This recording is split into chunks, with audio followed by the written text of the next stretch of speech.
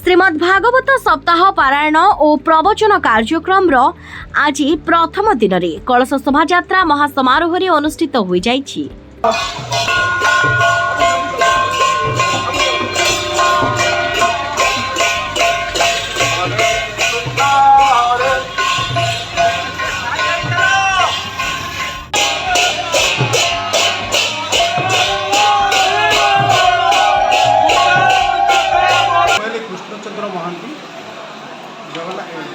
बाबा बैकुंठनाथ भागवत प्रचार समितिर सभापति एवं आज ये उत्सव द्वितीय वर्ष उत्सव कर्ता प्रयास कलश शोभायात्रा आज आज आम अधिवास एवं कलश शोभायात्रा कलश आम बुड़े विरूपा विरूपा नदी कलश पानी आनी आम ठाकुर पाखे स्थापन कलु और आज कार्यक्रम अधिवास आज कार्यक्रम आरंभ है। आज सन्धार आम आज्ञामाल आसो जयिका आश्रम आम बाबा जयिका आश्रम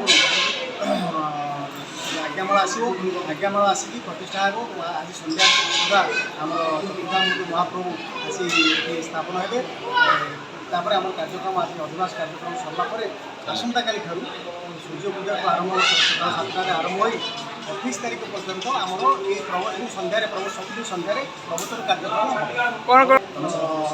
सत्यानंद दास महाराज ब्रह्मचारी से धारावाहिक प्रवचन से 7 दिन जाक से प्रवचन देवे। ता सहित आम बहुत साधु सन्यासी विभिन्न जगह निमंत्रण कर आसी सबुदिन आसी पहुँचे और मंदिर श्रीमंदिर बहुत बाटो सेवा सेवा सेवक मान निमंत्रण कर आसले अनुभूति प्रकाश करेंगे।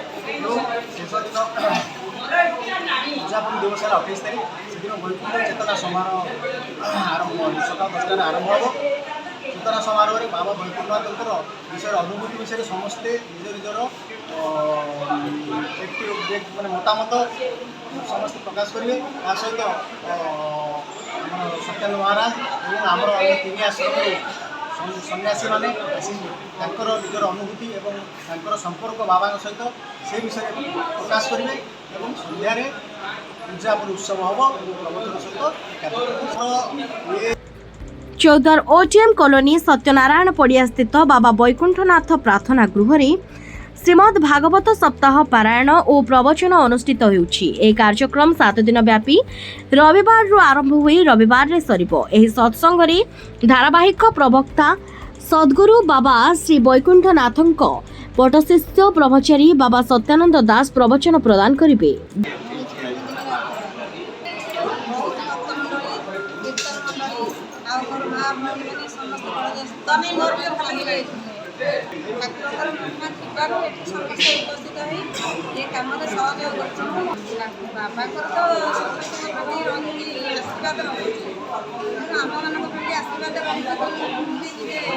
Bureau report Utkal news.